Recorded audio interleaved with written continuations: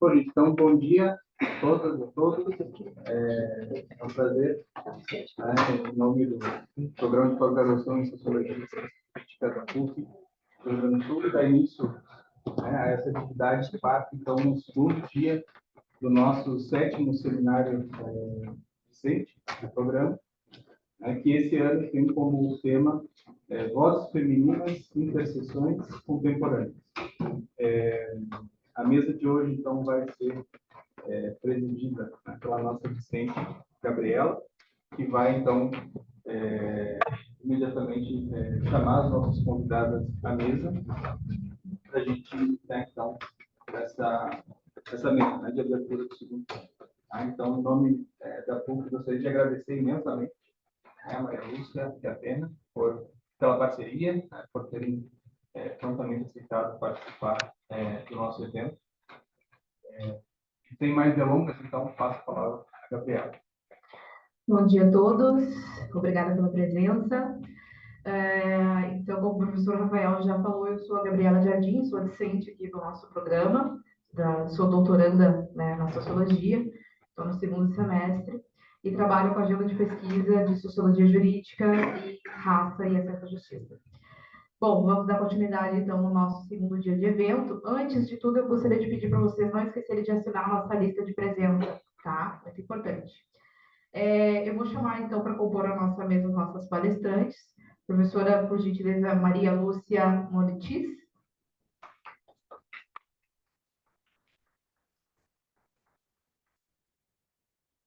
E a nossa outra convidada, Atena Bonra Roveda.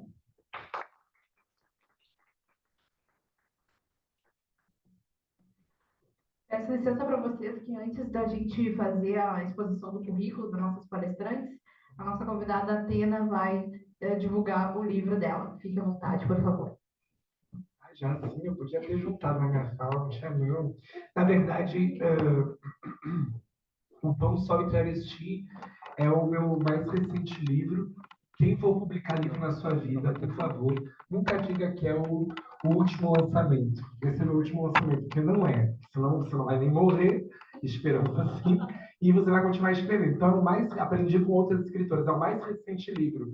Ele é o meu nono livro publicado independente, e é uma série de crônicas políticas a respeito da minha experiência política, inclusive de um ano dentro da Câmara de Vereadores, dentro do movimento social de pessoas trans, do movimento LGBT e cultural. Então, ele está disponível hoje, o valor é contribuição espontânea, e a gente vai usar na minha fala a respeito de mulheres em espaços de poder. Obrigada.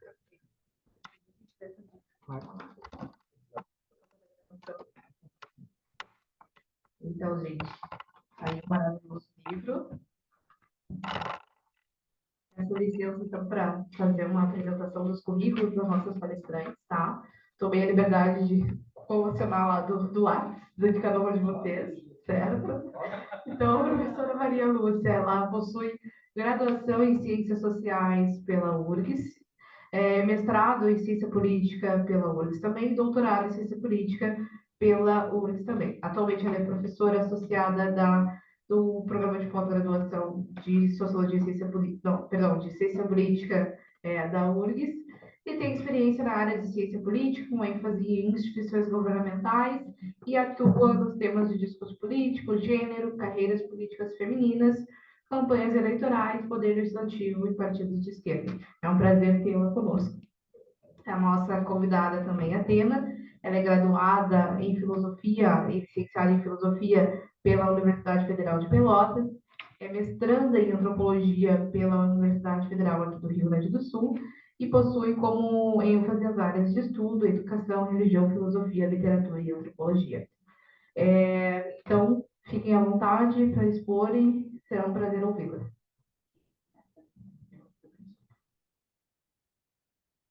Bom dia a todos e todas. Uma alegria estar aqui na PUC, colaborando com o PPG em Sociologia e Ciência Política. Agradeço o convite que a Roberta fez contato e também parabenizo a equipe de organização. Dou bom dia também ao professor Rafael, nosso egresso lá. Convivemos um tempo, né, Rafael? E o tema que vocês escolheram Bom dia também para a Tena, já tínhamos conversado, mas agora oficialmente aqui na mesa. E o tema, então, que vocês pediram para ser abordado é mulheres em posições de poder, né? Não sei se alguém pode passar minha... As lâminas. Eu fiz um texto para tentar me manter aqui no tempo. Vocês me sinalizem, por favor, se eu estiver estendendo. Tá? Então, pode já colocar a primeira tela aí. Obrigada. Bom, esse tema como, né, gênero e representação política é um tema que me é muito caro e eu tenho pesquisado na última década, até além da última década. E o que a gente tem acompanhado, né? Que a atuação das mulheres em diferentes setores da sociedade, ela se amplificou no século passado, mas as mulheres ainda estão muito distantes das instâncias decisórias no âmbito da política institucional, e a sua presença, né, nessa esfera é bastante tímida em vários países, em alguns mais, em outros menos, né? Então, a gente tem esse como um fenômeno global, e significa que em pleno século XXI, nós temos um grupo específico que está alijado de influenciar as decisões e as transformações sociais e de exercer plenamente a sua cidadania. Então, apesar dos esforços que vêm sendo empreendidos pelo reconhecimento político das mulheres e a sua representação, ela ainda não se efetivou na prática, e a desigualdade de gênero, ela continua no campo da representação política, e isso nos chama a atenção, e por isso a gente tem se dedicado a estudar, né? De acordo com a União Interparlamentar, que é um órgão ligado à ONU e que pesquisa e coleta dados de 190 países, esse dado de agora de setembro de 24, né? As mulheres permanecem subrepresentadas em todos os continentes e a média global é de apenas 23,6% das vagas parlamentares ocupadas por mulheres. E nós temos alguns países, 7 apenas, desses 190, que existe paridade de gênero, que é Cuba, Emirados Árabes, México, Nicarágua e Nova Zelândia, e Ruanda. E a ONU projeta, e esse é um dado que nos estarrece, que a paridade de gênero na política só chegará em 2063. Ou seja, se isso se concretizar, eu não estarei aqui para ver, infelizmente. As Américas é o continente com maior representação, tem quase 38% de mulheres em parlamento. E em relação aos países latino-americanos, a gente tem alguns países que se destacam, que é Cuba, com quase 56% de mulheres ocupando vagas no parlamento, seguido da Nicarágua, do México, 50%, e outros países ainda se destacam nessa lista de 190 da IPU, que é a Bolívia, em 11º lugar, com 46% de mulheres no parlamento, Equador, 21º, e Argentina em 22º lugar. Em contraste, no outro extremo, nós temos o Brasil ocupando a 134ª posição. Então, de 190, nós estamos na 134ª, com apenas 17,7 mulheres na Câmara dos Deputados. Essa é só para a Câmara dos Deputados. Se a gente juntar o Senado e virar o Congresso, está quase 19%. Nós só perdemos para o Haiti, nenhum demérito para o Haiti, mas tendo um país que, né, com um perfil bastante conflagrado, bastante tumultuado, essa democracia, né, a gente sabe que não consegue se sustentar, o Brasil, em termos de América Latina, só perde para o Haiti. As razões da subrepresentação, elas são muitas, ela é multifatorial, e um dos caminhos adotados para a sua superação é justamente através de uma ação afirmativa, que são as cotas, que a gente sabe que tem limites, a gente tem estudos que mostram, né, a sua insuficiência, mas ainda assim é uma ação afirmativa importante, que tem relevância e que busca reverter o histórico de favorecimento das mulheres no campo da política. Então, tanto a subrepresentação feminina como o impacto das cotas já tem muitos estudos na área da ciência política, algumas respostas já foram obtidas e tem um consenso que permeia, né, esses estudos e análise, é que as cotas, mesmo insuficientes, elas ainda são necessárias. Nós não podemos abrir mão ainda delas. E sempre com o intuito, né, de reverter essa situação de desvantagem das mulheres na esfera política em geral e na esfera parlamentar em específico. O Brasil aprovou a lei de cotas em 1995 e a Argentina foi o país pioneiro na aprovação e adoção de cotas lá em 1991. Não é à toa que está na posição de 22º lugar, né, com 42% de mulheres no parlamento. Aqui tem uma... Pode passar no papel? A tela seguinte, deixa eu ver. Aí, a evolução do que a gente tem lá em 94, ano pré-cotas, até onde a gente chegou em 2022. Parece muito, porque nós saímos de 6% e fomos para 17,7%, o que significa que nós não chegamos, apesar de ter subido bastante, nós não chegamos a triplicar, né, o nosso percentual em quase 30 anos, que é muito pouco e muito lento esse caminho, né? A lei de cotas, ela é fruto da pressão e da reivindicação dos movimentos feministas e de mulheres em diversos países, e é um recurso legal que sempre se lança a mão com o intuito de reduzir a desigualdade de gênero. Tem caráter transitório, ou seja, não é algo que é para ser para sempre, mas assim que se extinguir ou se atingir a meta cumprida, ele se extingue. Nós, pelo visto, projetando 2063, nós vamos ter muitos anos ainda sendo necessário essa ação afirmativa, né?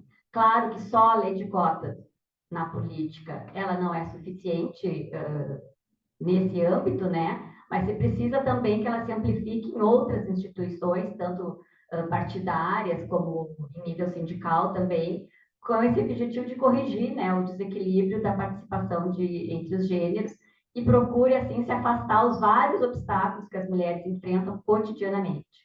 Então, ela é uma norma, né, que deve se levar em consideração também se ela é cumprida ou não, porque não basta ter essa norma adotada e em vigência.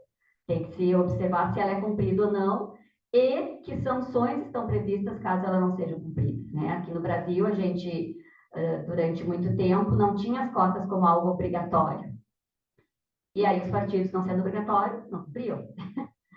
E agora, mesmo que a gente tenha a obrigatoriedade das cotas e se adotou também cotas de gênero e de raça para a distribuição do fundão, os partidos não cumprem e depois eles se anistiam, que foi o que a gente viu recentemente, né? Então, nós temos, mesmo quando tem sanção para cumprir, acaba vindo uma anistia. Bom, a eficácia das cotas, então, ela vai depender de vários fatores, né? E a gente pode trabalhar com um viés institucionalista, como variáveis não institucionais. Eu não vou me estender muito aqui, mas pensando no viés institucionalista, a gente tem um sistema pode ter um modelo de sistema partidário, um modelo de sistema eleitoral favorecedor, né, da presença das mulheres na política, assim como a gente pode ter modelos que não favoreçam a entrada e a permanência das mulheres na política, né? Outras variáveis devem ser agregadas, e aí a gente tem esse olhar, né, de aspectos não institucionais, e entre isso, do que estamos falando? Estamos falando de rede de apoio, de trajetória política, de tempo livre, de recurso econômico, de fatores de ordem cultural, ou seja, não basta a gente só ter um desenho institucional que seja favorecedor para a entrada das mulheres na política, mas a gente também tem que olhar outras variáveis, né? E aí, então, que é lançar esse olhar sobre os aspectos não institucionais, porque a gente sabe, por exemplo, que o caráter patriarcal, né, ele é subjacente às instituições políticas, os padrões culturais e de socialização, eles constroem o político como um espaço masculino e que inibe o surgimento da ambição política entre as mulheres, e elas acham que não é para elas aquele campo da política, né, disputar a eleição, conquistar mandato, aquilo ali não é para elas, porque esse espaço é hegemonicamente um espaço masculino. Se a gente pensar em termos de Brasil, é um espaço masculino e branco, né? Se vocês, semana passada, devem ter visto uma matéria com o perfil dos vereadores, candidatos à vereança no Rio Grande do Sul. Ele é homem, branco, com boa renda e com escolaridade elevada. Então, vocês vejam que é bastante diferente, né, de um espaço plural e que tenha minorias políticas, entre aspas, ali representadas. Bom, desses fatores, né, como dinheiro, tempo livre, rede de contatos, eles são recursos fundamentais para a entrada de qualquer grupo, né, na disputa eleitoral. As mulheres, em específico, elas chegam em desvantagem, porque elas não têm dinheiro, elas não têm tempo livre e elas quase não têm ou não têm redes de contato. Onde é que se constrói essas redes de contato? É justamente quando se tem a inserção de indivíduos no mercado de trabalho ou fazendo algum tipo de ativismo social. E as mulheres, geralmente, elas estão mais afastadas dessas atividades e, portanto, elas têm dificuldade em construir essas redes, né? E acaba que falta um ou mais desses recursos, quando não todos, para as mulheres se lançarem e ingressarem numa carreira política, o que dificulta bastante esse acesso, né? Antes de avançar também, pode passar, né? Nós temos, não é meu foco aqui, mas só para situar um pouco, as portas de entrada, que a gente chama das mulheres no campo da representação política, né? Ou elas podem entrar por herança familiar, então tem o marido, o pai, geralmente é marido ou pai, a militância ou ativismo, ou ainda o que eu estou chamando aqui de outsiders, né? As outsiders são aquelas mulheres que vêm de outro campo e que acabam ingressando no campo da política e fazem a conversão de capital, pensando nos termos do teoria dos campos do Bourdieu, e aí, não gosto de dizer, mas caem de paraquedas, né, no campo da política e fazem a sua carreira a partir dali. Geralmente, as herdeiras, elas estão mais ligadas ao campo da centro-direita.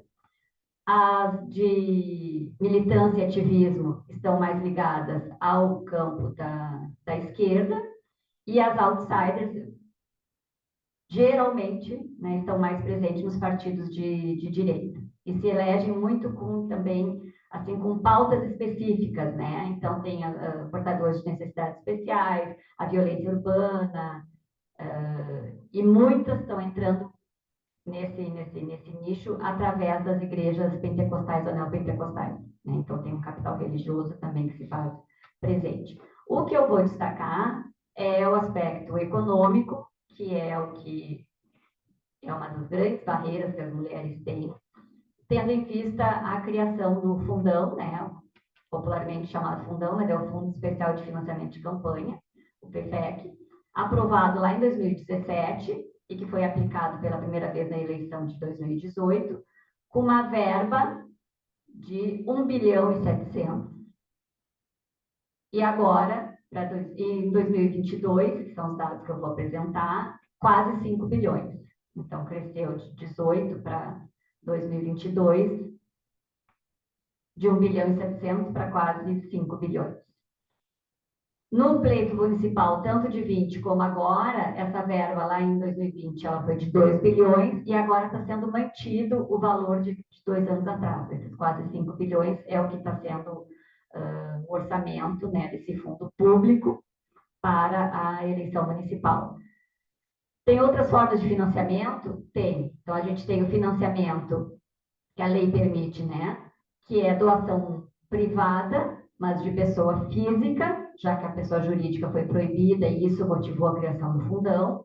O autofinanciamento, que tanto um como outras mulheres nem têm dinheiro para se autofinanciar, e também ter canais e caminhos para conseguir doação de pessoa física também é muito difícil para essas mulheres. Então, basicamente, elas estão dependentes do fundo público, que é ou o fundão, ou também o fundo partidário. E aí se tem um regramento, né, que foi em 2018, para 30% desse fundo ser destinado para a campanha das mulheres. Não se tem maiores detalhamentos como é que os partidos, isso vai para a mão dos líderes partidários, e os líderes partidários é que distribuem isso para as mulheres. Eles podem decidir apostar em poucas mulheres e ainda assim estão cumprindo a regra. Porque o que importa é os 30% ser destinado para essas mulheres. Bom, mas voltando antes de avançar aqui nos dados mesmo, o que que a gente tem na ciência política, um ponto de convergência? Que dinheiro faz a diferença. Apesar dessa variável sozinha não explicar, não ser uma variável explicativa do sucesso ou insucesso de uma candidatura no processo eleitoral, nem para homens, nem para mulheres. Mas, né, a gente sabe que candidatos e candidatas com maior aporte financeiro apresentam melhor desempenho nas urnas e, portanto, potencializam a sua eleição. E as mulheres, com a sua entrada tardia na arena política eleitoral, elas têm menor capacidade de arrecadar fundos e, consequentemente, elas já saem em desvantagem numa disputa eleitoral. E aí tem as suas chances de vitória diminuídas, e o que a gente tem? Um círculo vicioso, né? Que só agrava ainda mais a desigualdade de gênero na esfera da representação política. Os partidos, lá em 2018, eles já descumpriram a regra dos 30%. Em 2022, voltaram a descumprir, né? E em 2022 se tem daí a associação de cotas para raça e gênero. Então, mulheres negras e homens negros tiveram acesso por uma reserva, né, do fundão sendo repassado para essas pessoas. Então, as mulheres negras seriam de duas ordens, né, por gênero e por raça. Então, nós tivemos lá em 2022 o fundão bancando a candidatura de 149 mulheres e de 222 e pessoas negras, né?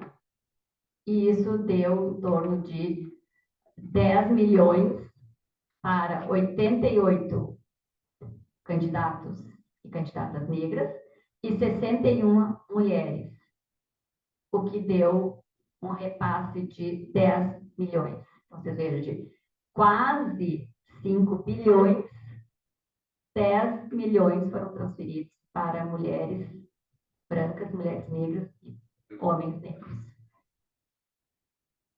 Perdão, 10 milhões foi transferido sem justificativa, porque pode haver uma... Deixa eu esclarecer aqui ainda nesse cipoal aí. Pode haver transferência dessas pessoas para outros candidatos. Então, eu sou uma mulher branca e posso transferir parte dessa verba que eu recebi para outra candidatura, desde que ela seja de mulher. Assim como homens negros e mulheres negras também podem transferir parte do que recebeu para outras candidaturas, pessoas negras, ou mulheres ou homens negros.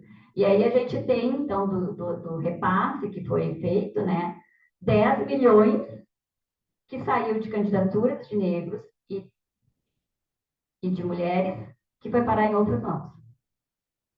Que mãos foram essas? Homens brancos. E aí tem um caso que é bem, sem justificativa, né? Tem um caso que é bem emblemático, assim, ou então um candidato que foi eleito governador do Pará, Helder Barbalho, ele foi um dos que mais se favoreceu na transferência dessa verba, e ele recebeu 300 mil da campanha da sua mãe. Então, a verba pública, a verba do fundão, foi destinada para a candidata à deputância federal, foi Alcione Barbalho, mas ela, da verba que recebeu, transferiu 300 mil para a campanha do filho. Por que ela conseguiu fazer isso? E que a lei não paga? Porque a vice dele era uma mulher. Então, a chapa se beneficia porque tem uma mulher, mas na realidade está financiando, ajudando a financiar campanhas de homens. Porque um homem era a cabeça de chapa. E não foi à toa que a gente tem visto desde 2018 as mulheres despontando como vices.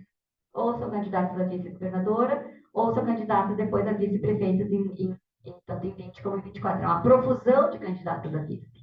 Por que elas estão entrando nessa chapa majoritária? Porque tem acesso ao fundão, que financia a chapa, pode financiar a chapa, que geralmente é encabeçada por um homem. Então, o fundão está servindo também, em muitos casos, para financiar a candidatura de homens.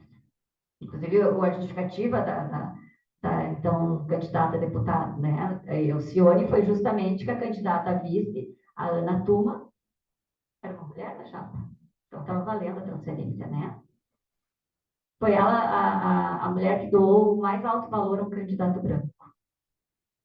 E que é mãe e filha, então, né? Mãe e filha, perdão. Bom, nessa disputa de 22, então, foi a primeira que funcionou a divisão de verba eleitoral com recorte de gênero e raça. Recorte de raça não tem um percentual definido, porque é com base no percentual de candidaturas de pessoas negras. Então, não tem. Raça, sim, é 30%, perdão, gênero, sim, é sempre 30%. A raça varia conforme o percentual de candidaturas, né, de homens pretos e pardos e de mulheres pretas e pardas. Tanto a gente viu, né, esse uso irregular no ano de 2022 e a regra prevê a cassação de mandatos envolvidos em uso irregular dessa verba, que o Congresso, então, agora em agosto, né, aprovou uma PEC anistiando os partidos que infringiram a regra eleitoral nos últimos 5 anos. Não foi só ali, foi nos últimos 5 anos. Ou seja, anistiou 2020, anistiou 2018 e para trás. Então, assim fica difícil a gente ter ações afirmativas que venham a resultar, né, no que a gente espera. Então, foi importante para a candidatura das mulheres ter tido aquela mini-reforma eleitoral lá em 2009, a criação do fundão e essa decisão do STF de obrigar os partidos a distribuir, né, proporcionalmente a verba do fundo eleitoral entre candidatos negros e brancos, assim como a divisão do tempo destinado à propaganda de TV e de rádio, né, que tem 30% que ser destinado a veicular a campanha de mulheres candidatas ao Legislativo, no caso agora a Câmara de Vereadores, né? E aí a gente tem visto, nossa, como tem aparecido mulheres no espaço eleitoral, né? Mas é por causa dessa regra dos 30% de espaço reservado a elas. Qual é a expectativa com essas mudanças da mini-reforma de 2009 e com o fundo eleitoral e a destinação dos 30%, né? É que tivéssemos mais mulheres eleitas. E, em parte, houve um avanço numérico expressivo, se a gente comparar, né, deputadas federais, nós tínhamos 15% em 18 e passamos para 17, arredondando quase 18% em 2022. Em termos de raça, também a gente teve um pequeno crescimento, era 24 de pretos e pardos em 18 e passou para 26 em 2022. É importante a gente também lembrar que a raça é a partir de uma autodeclaração na ficha lá de cadastramento junto ao tribunal, né? E que a exigência disso, de ter raça como uma informação, só se deu a partir de 2014. Então, é muito recentemente, a gente não consegue ter dados comparativos antes de 2014, porque a gente não tem essa informação no tribunal. Teria que ficar catando, né, candidato a candidato, candidata a candidata, para ver quem é da preto ou pardo, para conseguir fazer algum trabalho que vamos convir que é um trabalho hercúleo, né? E aí a gente viu, a partir de 2014, mas 18 e para cá, o que a gente chama um debate de afroconveniência, que são casos de políticos brancos que mudaram a sua declaração em busca de se beneficiar e ter acesso ao fundo eleitoral. E a gente tem 2 casos emblemáticos, que foi do ACM Neto, em 2022, que se registrou como pardo, né? E agora o então prefeito candidato à reeleição, Sebastião Melo, a mesma coisa, onde o MDB diz que foi feito um reparo histórico pela sua condição de pardo na ficha eleitoral. Bom, e que resultados, então, estamos aonde? Esse aí, do perfil. O que a gente tem, então, do resultado que saiu de 2022, onde um conjunto de variáveis foram analisadas, né? Gênero, raça, idade, partidos, região, votação e gastos de campanha, E o perfil sociodemográfico, então, das mulheres que se elegeram deputadas federais, é o que a gente tem aí na tela, são mulheres casadas, elas possuem entre 45 e 59 anos e têm uma escolaridade elevada, ou seja, quase 90% dessas mulheres têm nível superior completo ou incompleto, o que é um dado ainda maior do que os homens. A nossa representação política, em geral, é de elevada nível de escolaridade. Os homens têm um pouco menos e as mulheres têm quase 90%. Ou seja, as mulheres estão ainda mais preparadas do ponto de vista de escolaridade do que os homens e, assim mesmo, têm dificuldade de acessar. Essas mulheres que se elegeram em 22, basicamente, elas são profissionais ligadas à área da saúde e da educação. E eu vou fazer o recorte a partir de eleitas e reeleitas e explico depois por quê. Então, foi o ano de 2022, 91 mulheres eleitas, foi um pequeno crescimento. Nós temos 4 estados que não elegeram mulheres, que é Amazonas, Alagoas, Paraíba e Tocantins. Então, os outros 23 estados, em que seja uma mulher foi eleita, mas esses 4 não elegeram, onde as maiores bancadas individualmente, né, do ponto de vista numérico, é São Paulo, Rio de Janeiro e Minas, sendo que São Paulo é 14 mulheres, ou seja, uma bancada de 70, tem apenas 14 mulheres, e é onde as mulheres mais se elegeram. Em números absolutos, proporcionalmente, acaba não sendo. Nós tivemos um aumento significativo em termos de raça, onde as mulheres negras dobraram a sua representação. Então, elas eram 13 deputadas apenas em 18 e passaram para 29. Nossa, foi muito, né? Só que 29 em 500 e tantos que a gente tem, 500 e poucos, é muito significante, né? Mas parece que a gente tem, assim, um crescimento absurdo, é que quando vai ver proporcionalmente, isso é muito pouco, né? Nós tivemos, então, uma bancada feminina que teve uma alta renovação. De cada 10 que se elegeram, 6 eram novatas. O que eu estou chamando de novata? Aquelas mulheres que não estavam com mandato na legislatura anterior. Então, essa é a definição e o parâmetro que estou adotando como novata. Tem outras conceituações do que é novata. Tá? Eu aqui estou adotando que não estava na legislatura anterior. Vai aparecer, mas é um pequeno desvio, digamos, a Rosiana Sarney como novata.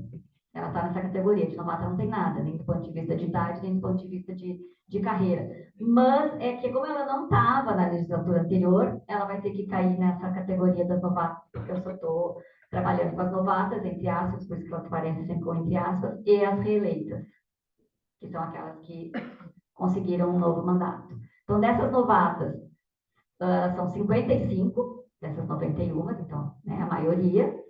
22 delas não são tão novatas assim, se a gente for se debruçar, porque elas tinham algum mandato, ou como deputados estaduais, ou como vereadoras, ou como prefeitas. Então, assim, novata, que caiu assim, sem ter nenhuma trajetória, são poucas.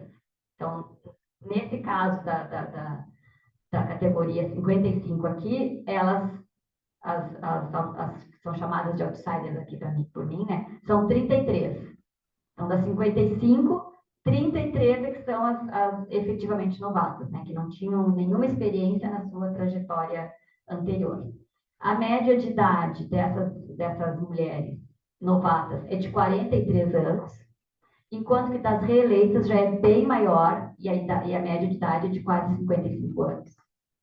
Então, as reeleitas, elas, né, têm uma trajetória que vai fazendo com que elas cheguem mais tardiamente, não só no Congresso Nacional, como a entrada das mulheres, tradicionalmente, é na faixa dos 40 anos. Aqui a gente tem essas novatas com 43, né? Por que essa média de idade é mais avançada, né?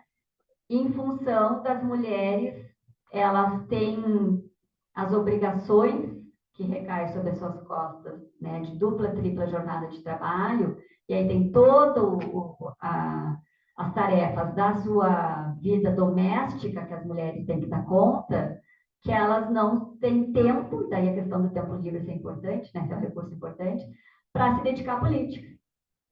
Então, depois que as crianças estão crescidas, né, é que as mulheres estão mais se sentindo desobrigadas e com menos tarefas sobre os seus ombros para poder se dedicar a buscar uma eleição e tentar um mandato eleitoral. E por isso que a gente diz que a porta de entrada das mulheres geralmente é a vereança. Não só porque na vereança, a disputa para a vereança, ela precisa menos de recurso financeiro, como de outros recursos, o recurso do apoio partidário, porque ela pode ser uma líder comunitária e corre, né, na faixa própria, mesmo que ela precise do partido, obviamente todos precisam, né, mas ela pode, com seu próprio capital político, fazer essa campanha precisando de menos recursos e de menos apoio partidário. Ou a gente vê muito pessoal que atua nas unidades básicas da saúde, que são muito conhecidos, muito populares, também usam desse recurso, né, para fazer dali um capital para ser convertido em capital político e conseguir se eleger. E a vida doméstica dessas mulheres, ela mais ou menos continua a mesma. Ela está morando naquela mesma cidade, a reunião da Câmara de Vereadores geralmente é 1, 2 vezes por noite, então não atrapalha muito a sua vida privada.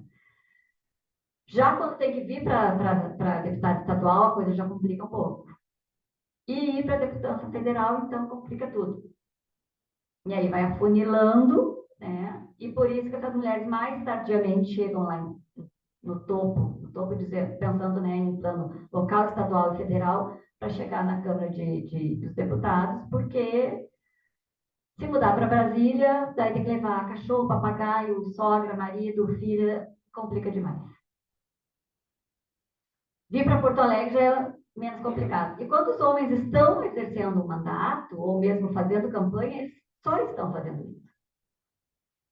Eles têm todo o tempo livre do mundo para fazer só uma campanha eleitoral. Eles não precisam buscar criança na escola, não precisam ir no supermercado, não tem que cuidar da casa, né? Não tem que botar comida na mesa. Então, porque eles contam com uma infraestrutura, que geralmente é a mulher, por isso que muitos homens, a grande maioria são homens casados, o perfil, né? E conta com esse apoio. E se desobriga totalmente dessas funções e tarefas. Enquanto que as mulheres não, elas agregam mais alguma coisa. É muito cansativo. Né? Cansa demais ter que dar conta de tudo isso e ainda fazer campanha e depois exercer o mandato. Então, ficar na vereança, para muitas mulheres, é a porta de entrada e a única porta. Para outras tantas, é a porta de entrada e saída. Porque, às vezes passa um mandato e é um ambiente tão adverso que as mulheres enfrentam que elas não querem mais. Eu tenho uma outra pesquisa, já apresentei em outros congressos, só com as vereadoras de capitais, inclusive está publicado num livro organizado pelo Luiz Felipe Miguel, que 1/3 das mulheres fica na vereança das capitais, então não pode ser generalizado para todos os municípios do Brasil. 1/3 some, não quer saber mais de ter mandato, e 1/3 progride para outras instâncias. Né? Mas isso é muito específico para as capitais, que é uma realidade diferente do interior, né? De todos os municípios do Brasil. Vamos ver. Aqui, né? Sim, mas é a votação? Sim, mas deixa eu só ver o que está ali. É a votação. É a idade, tá? Então, as mulheres estão na faixa, as reeleitas, né, de 50 anos ou mais, a grande maioria, enquanto que as novatas, como eu já disse, em função da idade, estão na faixa dos 30 aos 50 anos. Em termos ideológicos, não sei quanto tempo eu tenho, me controla, por favor. Em termos ideológicos, o que a gente tem? A bancada da direita se expandindo, então esse crescimento que as mulheres tiveram para 77 vagas em 2018 e depois 91 vagas em 2022, tem a ver com a expansão e o crescimento do campo da direita. Então, mulheres desse campo é que ajudaram, alavancaram o crescimento da bancada feminina e que a bancada da direita elegeu 48 mulheres dessas 91. Obrigada. O campo da esquerda cresceu também, mas pouco em relação ao que a gente tem, frente ao crescimento que a gente tem, não, frente ao crescimento, né, dos partidos de direita, são 32 mulheres em 91, e o bloco ideológico do centro houve um encolhimento, mas aí foi um encolhimento em geral, né, onde apenas 11 mulheres se elegeram. Individualmente, os partidos que mais elegeram foram mulheres. Foi PT, 17, o PL, 15, União Brasil, 9, MDB, 8 e PSOL, 7. Se a gente pensar que PT e PL tem mais de 90, uma bancada ali beirando 90, 17 mulheres é nada, né, gente? PL também, 15 mulheres é nada. Então, a gente tem uma representação das mulheres ainda muito baixa, né, frente ao que é o plenário como um todo, né, 91, e a gente tem que pensar também que não é o fato de ser mulher que vai defender pauta das mulheres ou pautas feministas. Vamos lembrar as nossas autoras identitárias, Nancy Fraser, Alice Young e Anne Phillips, política de presença e política das ideias. Nós podemos ter, nesse caso, um aumento na política de presença, né? Saímos de 77 para 91, mas nós não temos uma política de ideias, porque nós temos, inclusive, mulheres que têm uma pauta absolutamente contrária, né, à agenda feminista. Então, e que, inclusive, é tiro no pé porque querem retroceder os nossos direitos. Então, não é assim a bancada homogênea que vai lá defender as mesmas coisas, muito antes pelo contrário. A renovação alta na bancada tem a ver também com essas mulheres de direita que foram eleitas, né? 31 das 48 que a direita elegeu, 31 eram novatas. Então, você veja que veio muito no rastro de serem mulheres vindo de outro campo que vem fazer, então, iniciar sua carreira política. Geralmente, essas mulheres novatas, elas têm uma votação mais baixa, elas estão na faixa de 50 mil a 100 mil votos, mas ainda assim, estabelecendo a primeira faixa, que é até 25 mil votos, que é pouco, é onde as novatas estão. Não tem nenhuma reeleita nessa faixa. Mas algumas novatas estão aí. Mas a maioria está na faixa de 50 a 100 mil votos. Já a maioria das reeleitas já estão na faixa de 100 a 200 mil votos. Por quê? Porque são mulheres já conhecidas. Então, elas tendem a fazer mais votos. Acho que é o gráfico 4 que está aparecendo, né, de votação. De baixo. Esse é da votação. Aí tem comparado, então, as mulheres eleitas e reeleitas em cada uma das 6 faixas de votação. Tem até 25 mil, de 25 a 50 mil, 50 mil a 100, de 100 a 200, 200 mil a 300 mil e acima de 300 mil, que é bastante voto. E tivemos apenas 2 mulheres. Então, na faixa mais alta, acima de 300 mil votos, nós temos apenas 2 mulheres que são reeleitas. No outro extremo, mais baixo, né, até 25 mil votos, nós não temos nenhuma reeleita e temos 7 novatas. Então, são mulheres que se elegeram muito em função da votação que o partido fez. Foi isso que ajudou elas a ser alavancadas, né? Quanto aos gastos de campanha, e aí depois já vou para a conclusão, o que a gente tem? Quem mais teve gasto de campanha reeleitas, porque o partido tende a colocar dinheiro, né, desta verba pública, que ele é obrigado a fazer. Verba pública pode ser tanto do fundo partidário como do fundão, tá? Mas eu estou trabalhando com recorte só do fundão. Então, as reeleitas, as deputadas federais reeleitas é que tem mais gasto de campanha. A maioria delas, quase 80%, gastou mais de 2 milhões de reais nas respectivas campanhas. Já as novatas, esse gasto foi menor, ficou na faixa de 1 a 2 milhões, enquanto que tem muito mais mulheres, né, na faixa de 2 milhões a mais, está na faixa das reeleitas. Então, aí a gente também tem outro diferencial nesse perfil, né, para não... Por que eu estou separando de reeleitas e novatas? Porque não dá também para homogeneizar as mulheres. Não dá para homogeneizar do ponto de vista de trajetória política, não dá para homogeneizar do ponto de vista de ideologia partidária, e não dá para homogeneizar em termos de gasto. Então, por isso que eu separei nesses dois grupos. E a gente daí vai vendo, e do ponto de vista racial, né? Daí a gente vai vendo as diferenças, né? E os matizes que a gente tem. As novatas também tem algumas duas dessa leva de 91, que gastaram até 100 mil reais. 100 mil reais não é nada para uma campanha, gente, para deputado federal. Aqui nas minhas experiências, não é nada. Não é.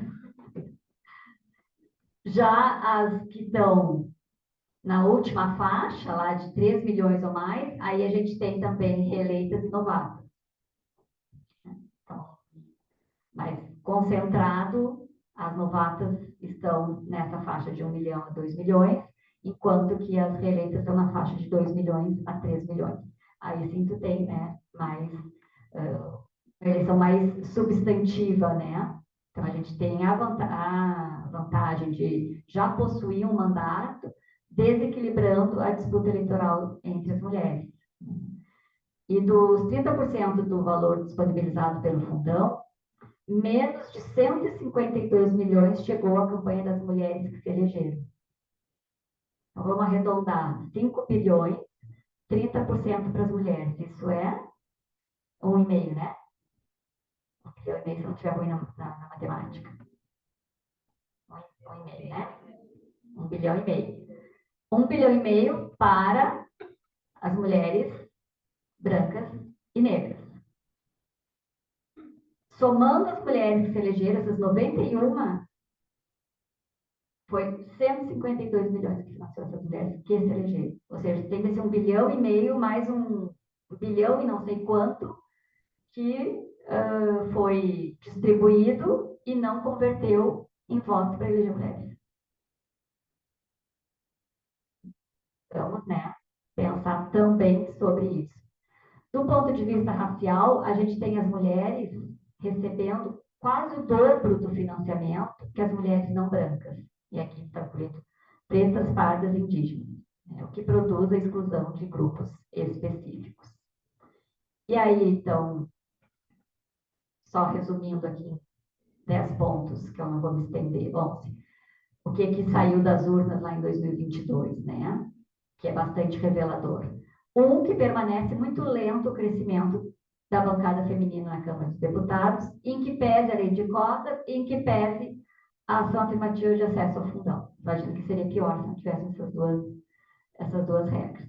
As mulheres negras enfrentam maiores dificuldades para conquistar o mandato e estão em desvantagem comparado com as mulheres brancas.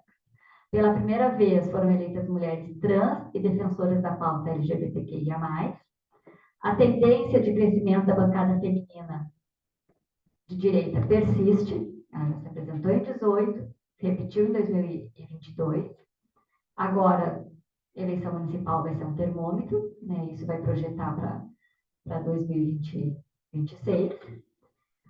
O encolhimento do centro foi significativo, especialmente do PSDB, o que era esperado à medida que sai da presidência da República, né? A tendência de encolhimento desse partido. As mulheres que buscam reeleição, elas têm muito mais chance de sucesso e sair em vantagem comparativamente às que são de primeiro mandato. Mesmo entre as novatas, há um índice elevado de mulheres que possuem alguma trajetória de mandatos eletivos anteriores, especialmente como deputadas estaduais. Então, assim, ninguém chega no Congresso Nacional, oi, cheguei.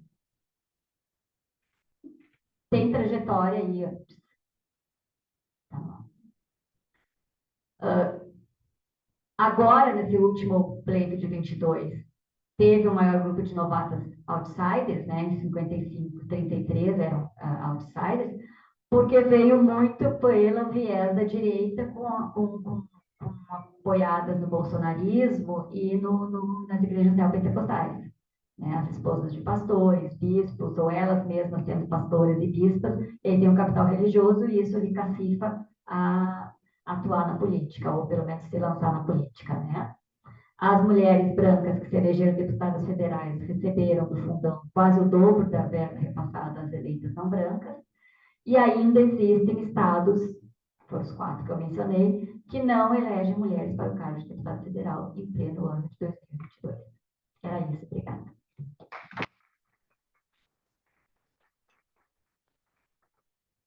De imediato, então, passo para outra palestrante.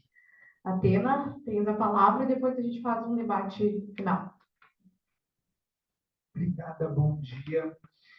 É uma alegria estar do lado da professora Maria Lúcia, que tem, enfim, tem tudo isso que a gente acabou de escutar, pensar, refletir, e para mim foi ser metida no meio de um liquidificador, porque tudo que está sendo colocado teoricamente, e que é importante, a gente tem vivenciado, eu e muitas pessoas que têm estado comigo na rua, inclusive algumas pessoas aqui me viram profetizar na frente da PUC, exatamente porque é isso, né? Todo momento é um momento precioso, mas parar, por exemplo, para estar aqui com vocês, enquanto uma escritora, enquanto uma professora de filosofia, mas também enquanto uma travesti. E acho que esse é um ponto que eu gostaria de iniciar, porque quando a gente fala mulheres em posição de poder, em espaços de poder, em ações de poder, esse termo mulheres, ele não conflagra a experiência das travestis.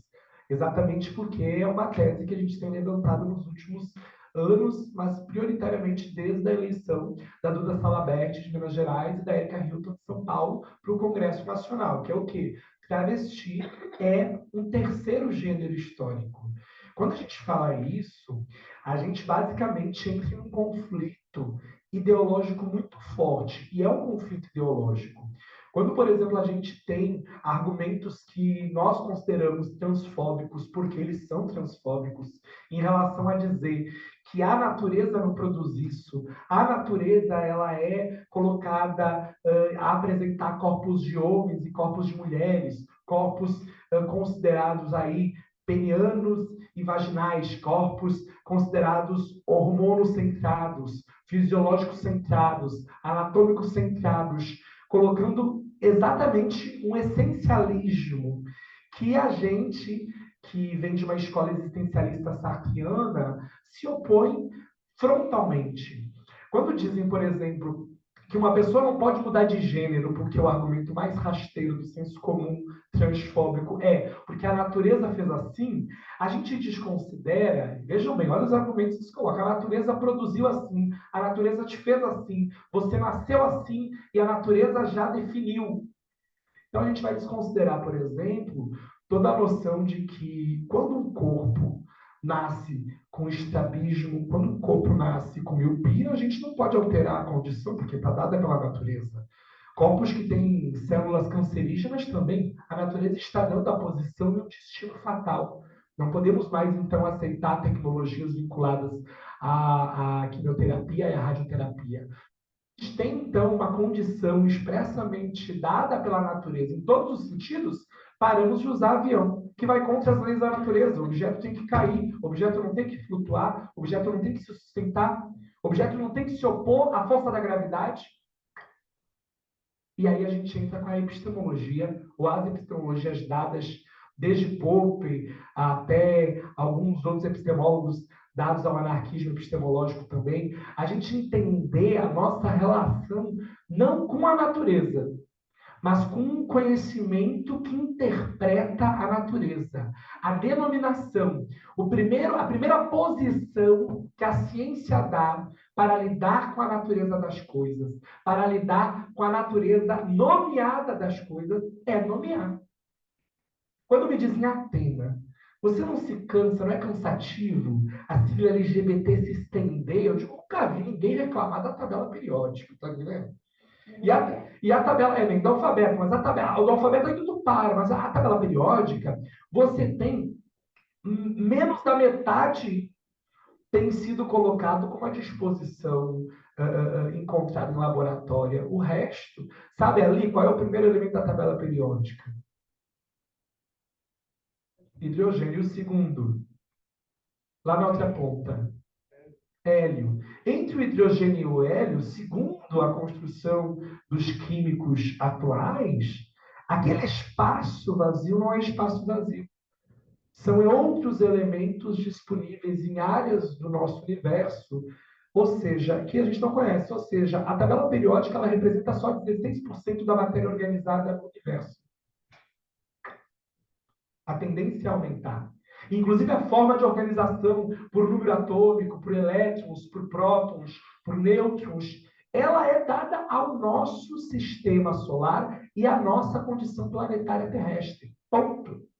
Mas, para além desse universo, além dessa experiência universal solar, terrestre, existe aí muito mais. A cor. Qual é a cor daquela planta, daquela flor lá fora, por favor? Me indique. Alguém tem condição daltônica aqui? Não? Beleza. O que a física moderna diz pela ótica? De que a cor não está naquele objeto. A cor é uma experiência subjetiva, particular e neurobiológica. Você só precisa de uma fonte de luz e uma superfície eletrônica, baseada com a natureza daquela substância. Babado, né? Sim, a roupa que você compra, a cor já está na tua cabeça. Tá vendo? Você tem uma fonte de luz, a liberação de energia, a superfície de elétron puxa uma energia específica e solta um outro comprimento de onda. Esse comprimento de onda precisa do que agora? Um observador com visão ativa. Capta aquele comprimento de onda e transforma a cor em experiência interna. Por isso que algumas pessoas discutem. Eu comprei essa semana que passou uma blusa e aí eu comprei e eu disse, nossa, que verde limão lindo. E fiz toda uma vibe nela e tal, e o pessoal do resto da campanha disse, nossa, que amarelo bonito. E eu, Isso aqui é verde, é amarelo, verde, amarelo, verde, amarelo. Nós estamos discutindo o quê? Identidade do objeto físico. Quando a gente discute é homem, mulher, é homem, mulher, é homem, mulher, identidade. Ou seja, você perceba, e aí quando a gente começa a colocar a condição da experiência das travestis, eu poderia falar das pessoas trans, poderia, mas nós estamos num momento tão revolucionário, e a palavra revolucionária aqui não entendam no seu sentido de senso comum ou de qualquer outra, é um revolucionário no sentido de dar aí, Thomas, de um outro paradigma de humanidade colocado, que é o quê? Nós temos pessoas agora, não só homens e mulheres trans, que é uma condição binária de existência trans.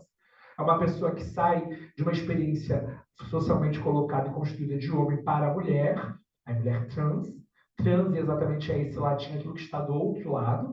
E aí, essa pessoa, essa mulher trans, ela vai estar vivenciando a experiência de um universo binário de mulheres cis. Cis-latim é aquilo que está já naquela condição de lado, daquele ponto inicial. E aí você tem, às vezes, a experiência da mulher, dessa experiência socialmente construída para o homem, aí você tem o homem trans. Mas isso ainda é binaridade. No nosso livro Contos Transantropológicos, que é onde a gente apresenta o conceito de transantropologia, ele não é um estudo de cultura trans ou de cultura de presença de pessoas trans na sociedade ou nas sociedades. A transantropologia é o estudo de uma perspectiva de um conhecimento ou de uma identidade humana que ainda não foi ou não existiu na sociedade. é o que está por vir. Nunca, nunca, nunca se pensou homens grávidos. Hoje nós pensamos homens grávidos, homens que engravidam. E isso é uma discussão muito doida para muita gente. Mas é a mesma coisa que você discutir há 400 anos atrás que isso daqui poderia existir. Essa é a grande condição da humanidade. Paul Preciado fala da tecnologia biológica dos nossos corpos, biopolítica dos nossos corpos. Aí o pessoal começa a discutir, não, porque é homem, mulher, piriri, pororó. Digo, meu amor, você não aceita nem sua identidade animal, você é vertebrado, mamífero, e você não se entende animal. Você tem vértebra, você faz parte de toda a cadeia humana, toda a cadeia, aliás, de seres vivos vertebrados, alguns invertebrados, são os moluscos, com todo respeito aos moluscos, e com todo respeito ao presidente Lula, mas tem uns que não tem estrutura e não tem presença verdadeira no campo social, e são os fujões e os cagões, com todo respeito a quem tem problema intestinal, como eu, por exemplo.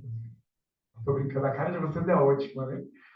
Mas eu gosto de começar a falar assim, porque a primeira pergunta é: quantas travestis a gente tem num raio de 100, 500, 1000 metros? Nesse horário, no terreno aqui no território da PUC, por exemplo. Mas e no terreno de 100, 500, 600, sei lá quantos metros da nossa existência? Quantas travestis? E o que é ser uma travesti? Qual é a condição da existência travesti? Como se constrói a experiência travesti? Bom, historicamente, no Brasil, a gente tem um registro aí da Chica Maricongo, que inclusive esse ano vai ser tema de escola de samba, maravilhosamente colocada. E a Chica Maricongo é a primeira travesti registrada não indígena, porque os povos indígenas experienciam a questão de gênero de uma maneira diametralmente oposta à nossa sociedade colocada aí totalmente em caixinhas. Mas não tem disparidade, por exemplo, entre a condição da gente pensar o conhecimento que nós produzimos e como nós somos, de alguma maneira, uma identidade que se alimenta desse conhecimento e acabamos, desde já, nos tornando aquilo que a gente produz de conhecimento. E eu acho engraçado que dessa construção toda colocada, o binarismo ele é tão vendido como verdade que a gente busca a perfeição desse processo socrático na natureza. Não é à toa que o problema não são as pessoas evangélicas. O problema é o dogmatismo, o totalitarismo e todas essas expressões do fundamentalismo. Dogmatismo, totalitarismo, fundamentalismo, adivinha onde estão essas características? No fascismo. E aí, essas características também estão dadas em muitas expressões religiosas, inclusive na espírita, acreditem vocês. Eu sou espírita criada desde os 8 anos de idade. Quando eu fiz transição de gênero, o centro espírita que eu estudei e trabalhei me convidou a me retirar. Há 10 anos atrás. Há poucos dias atrás eu completei 10 anos de ser uma travesti. E eu hoje, sendo professora, não necessariamente paga, mas sou professora, sou escritora, aí sim paga. Recebi um prêmio esse ano pelo Ministério da Cultura, pelo nosso trabalho de cultura LGBT no estado do Rio Grande do Sul. Por quê? Não porque uma ação afirmativa, uma política colocada como ação afirmativa me conduziu a isso. Porque ainda é perrengue para as pessoas trans e para as travestis. Mas porque eu tornei meu trabalho literário e a arte me conduziu a uma outra experiência. Mas o que tudo isso tem a ver com a minha fala? Eu quero falar um pouco e rapidamente do estado de felicidade e da estrutura de saúde mental para lidar com tudo isso. É algo extremamente interessante. Porque o que vale da nossa vida é a experiência, acima de tudo, dessa relação entre infelicidade e felicidade. Um corpo travesti, por exemplo, vou fazer pequenos relatos. e vou introduzir o pão, sol e travesti, e aí eu concluo, só para a gente fazer essa noção pedagógica aqui. Não dei aula no ensino superior, pretendo nunca dar aula no ensino superior. Prefiro uma sala de aula em quinta série, no atual sexto ano, que as crianças são honestas, são verdadeiras e sinceras. E eu gosto disso. Eu gosto. Mas dizem que vão te dar um chute, né? Aqui na academia te dão um chute, tu não sabe quem deu um chute. Mas dói. Mas Deus o livre, viva aos pesquisadores e pesquisadoras que não dão chutes uns nos outros. E outras. Até perdi o que falei, o que eu ia falar. O que eu ia dizer? Ô, Jesus.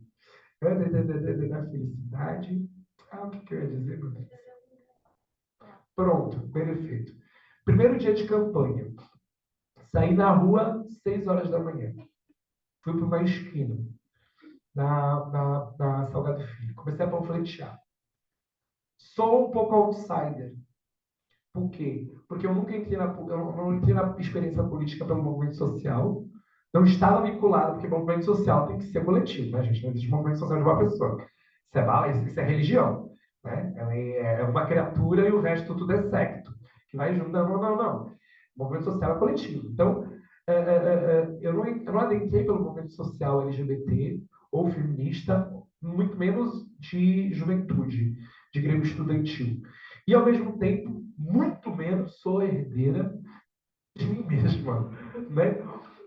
E, basicamente, o Beauvoir vem aí como uma experiência de homenagem. Inclusive, eu alterei o meu nome pela justiça, não pelo atual método de ir no cartório. Ainda na época não podia, e o Ministério Público negou a minha embrecolar e usar Beauvoir, né? Eu digo, mas gente, tem tanto Jesus, Maria e José na sociedade cisgênera, é uma homenagem, justificamos como homenagem por ela ser uma referência aí do pensamento existencialista mundial, que culmina aí no feminismo internacional. Mas a grande questão é que estava eu lá panfleteando sem nunca ter tido experiência de panfletear. É diferente eu vender um livro, eu botar um livro, meu nono livro. É um pouco diferente. As pessoas vão lá por causa do livro, da obra. Ela é esquisita, mas é querida. Tatuagem na testa é uma coisa muito interessante, né? Eu não faria. Tem gente que vem atrás de mim para comprar livro, que se relaciona comigo, me colocando na disposição de que ela é muito corajosa. E aí admira a minha coragem.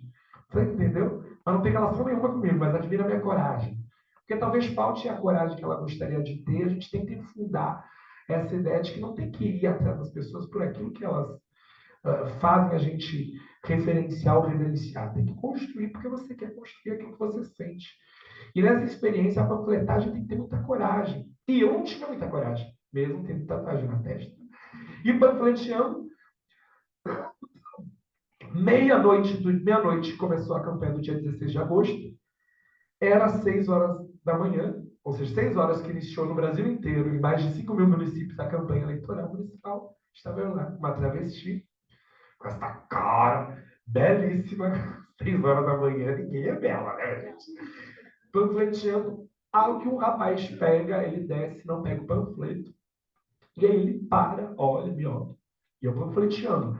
Mas como toda professora cai numa categoria X-Men, você tem uma capacidade de ver tudo ao mesmo tempo e focar, mas você está recebendo todas as informações ao redor. Tá? Visual, audível, tudo você está sentindo. Né? E eu vi que o rapaz voltou, e eu me virei, e ele pegou o panfleto. E aí ele pegou, olhou, e disse assim, tu faz programa? Bem baixinho, para ninguém escutar. Eu sabia que programa ele estava dizendo. Não era programa político. E eu sei que eu segurei o bolo de panfleto que eu tinha, eu não consegui olhar para os olhos dele, eu olhei para o fim da rua e só mexi a cabeça. E ele se virou. E os meus olhos encheram e eu pensei, se eu chorar, eu não vou conseguir continuar aqui. E eu dei, alguém vindo de fora devia achar que eu estava louca. Eu dei 2 viradas em mim mesmo para ver se eu, sabe, se movi um pouco, virei e continuei panfleteando.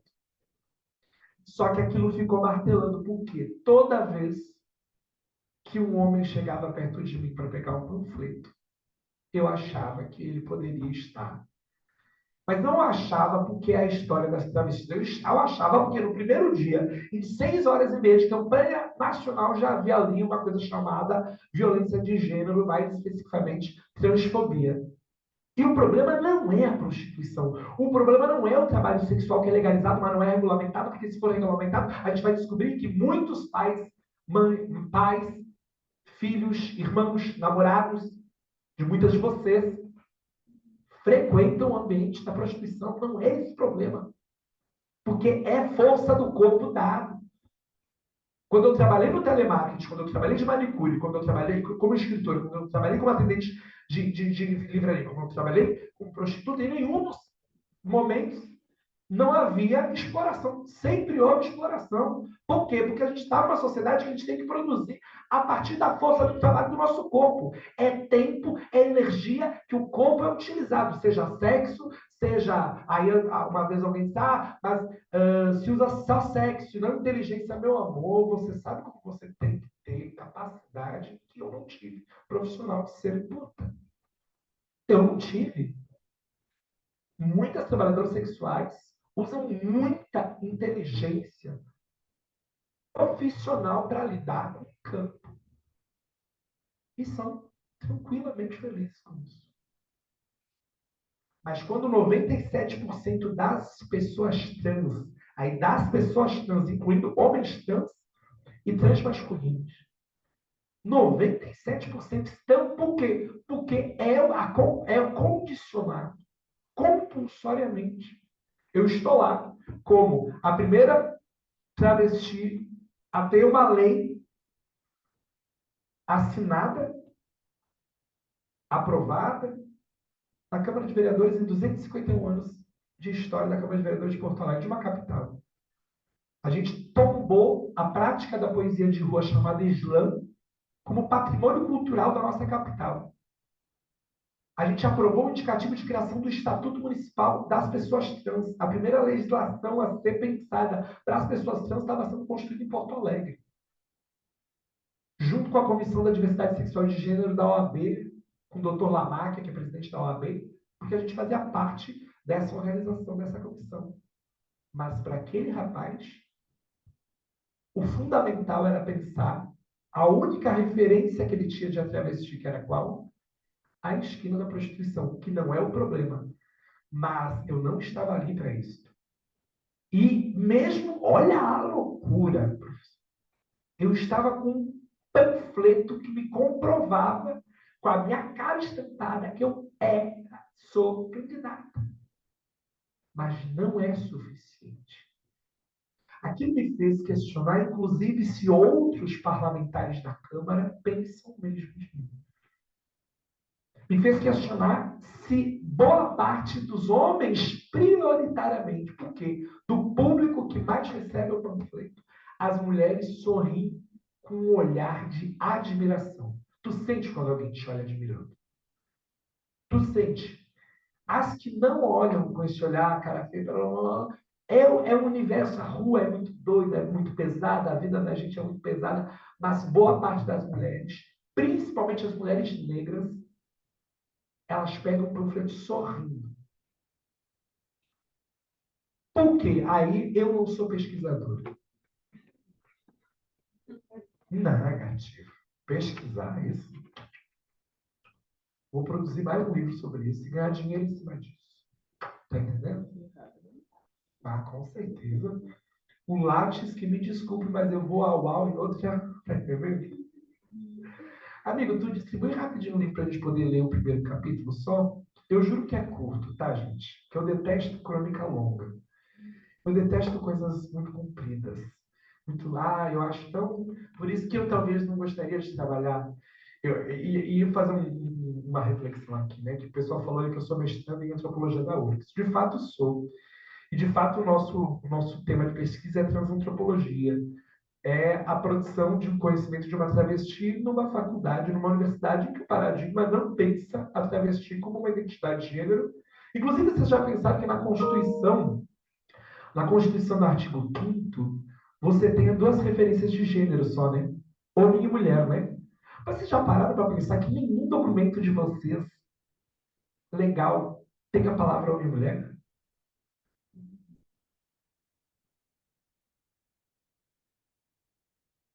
Inclusive, o primeiro documento que se tem civilmente é a certidão de nascimento, né?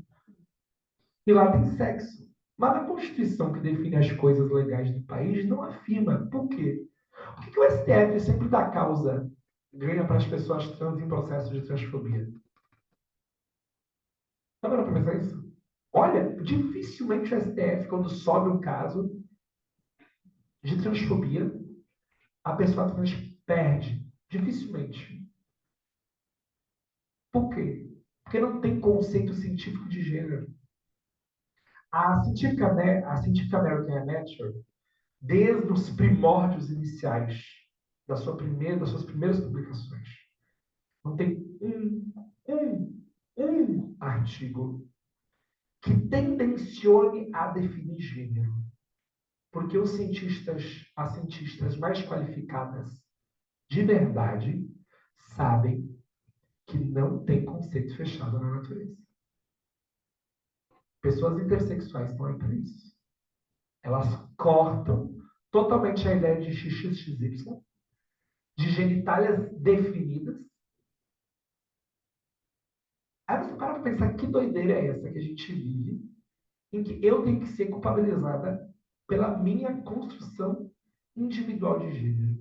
Angela Davis, em 2020, numa das lives virtuais não, né? Mas uma das lives, que estava sendo virtual mesmo, não era presencial, transmitida por conta da pandemia, ela disse que, na análise dela, as pessoas trans eram aquelas que batiam de frente, eram as primeiras, era a linha de frente do progressismo, do pensamento progressista internacional, porque batia de frente com a ideia de que a natureza criava leis. E todo mundo aqui, eu acredito que seja minimamente próxima à ideia de que ciência é uma forma de controlar a natureza.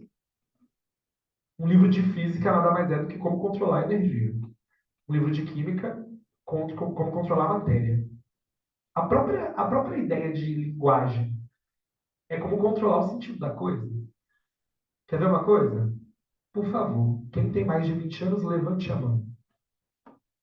Eu não precisei sequer mover o meu corpo para fazer vocês levantarem a mão. Eu só falei. A palavra é muito importante nesse processo. Vejam que fecha com o que eu disse inicialmente. A palavra controla a realidade. Não fosse assim, a nomeação não seria tão importante para a taxonomia dos corpos. E tem gente que ainda diz que quanto mais leis LGBT é um problema. Não. É um problema que a gente começa a perceber que existe muita diversidade. Muita diversidade. Pouca diversidade é isso. É homem, mulher e acabou o negócio. É branco, negro e acabou o negócio. E daí as posições de relação de poder elas já são definidas historicamente. Democracia racial, Brasil descoberto e uma série de coisas. Mas por que eu começo a colocar essa perspectiva? Vamos ali comigo, por favor? Se vocês olharem na página 3, vocês têm vários textos. Muitos são frutos também da minha relação com a academia. Não enquanto mestranda. Por quê? Porque se o tema de mestrado, do meu mestrado em antropologia social, era transantropologia, era transfobia, hoje eu já não pertenço mais a pegar por conta de transfobia. E o processo está judicializado. Graças ao voto paritário, a nova reitora aceitou conversar e dialogar a respeito disso para que a gente lide administrativamente. Porque é um processo que eu digo a vocês. Corrupção é um estado político de desvio de intenção e finalidade, não de dinheiro. E muitos professores e professoras lavaram as mãos pelo caso por conta de relações internas de poder, porque haviam projetos internacionais de fomento interno em que a coordenação do PPGAS definia determinados dinheiros para projetos específicos de professores. Isso é mais importante para eles do que a defesa do direito de uma travesti. Eu tinha entrado em quê? Ações afirmativas. A primeira, travesti, na antropologia, da melhor universidade do país. Antropologia, eu não estou falando de medicina, estou falando de engenharia, matemática. E eu sei a complexidade das relações trabalhistas dentro da universidade. Eu compreendo porque eu sou trabalhadora da arte. Meu primeiro salário na vida foi como artista. Atriz de rua. 15 anos. Ganhei 150 pila. Há 15 anos atrás, 150 pila era, meu Deus do céu. Hoje em dia, é um mercado que te faz assim. Quase, exatamente. Eu queria um jogo desse. Né? Ai, Jesus, chora, começa a chorar. Mas a grande questão é o seguinte: esses textos, eles são, e eu hei de voltar, descobri que o Juremir Machado teve problema no seu mestrado com o PPGás. Mas isso não é assunto, que eu não sou fofoqueira. Não com o microfone na mão.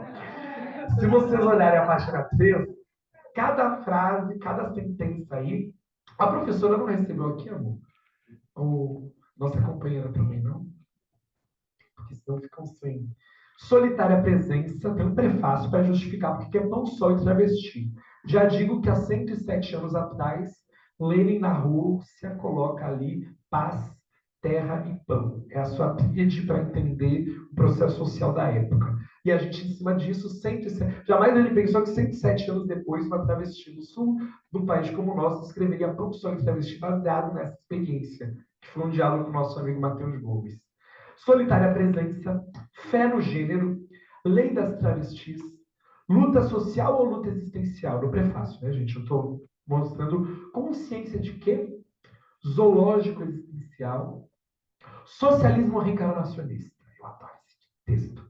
Transantropolítica, diplomacia existencialista, sua história como teoria política, masturbação teórica, que é o que nós não estamos fazendo aqui, leiam depois, vocês vão entender, estado de sítio existencial e revolucionária cultura.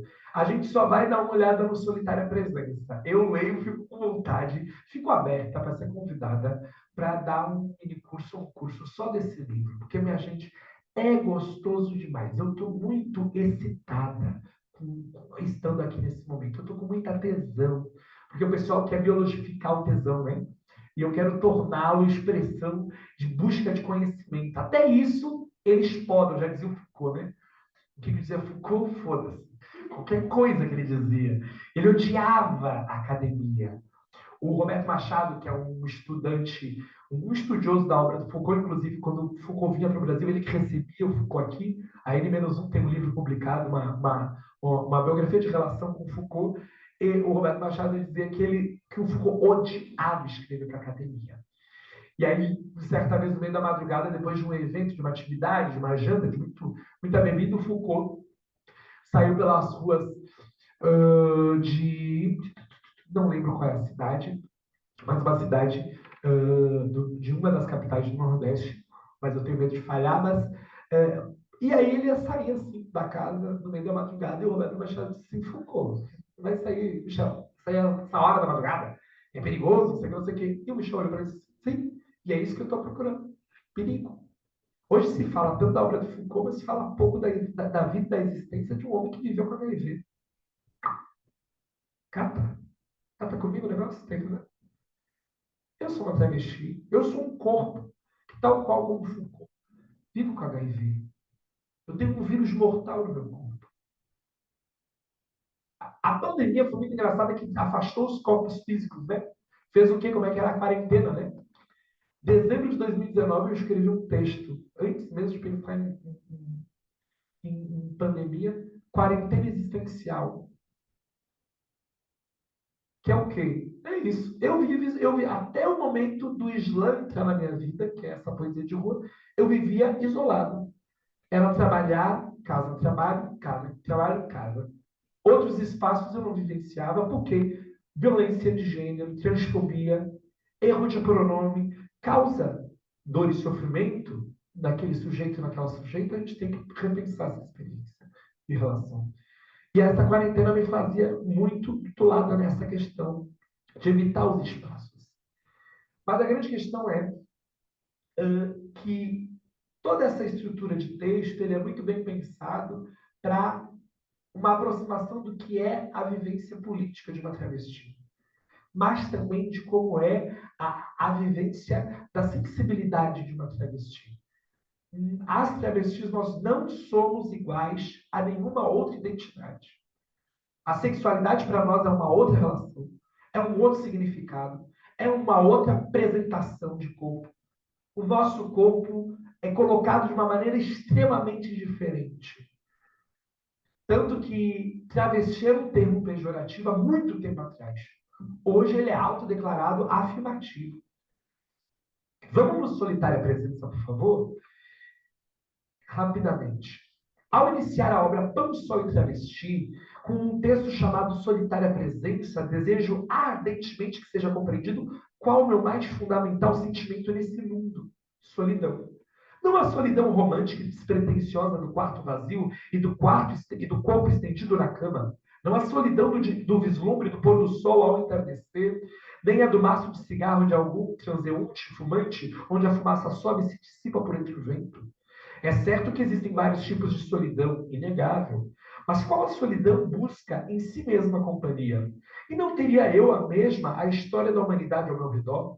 Como de fato me sinto solitária, se sou precedida pela inteligência humana que factualmente me demonstra que ninguém está só, para muito além do processo social de discriminação baseada nos históricos preconceitos transfóbicos, meu corpo, que me representa nesse mundo, vai sendo observado e avaliado por quem me mira.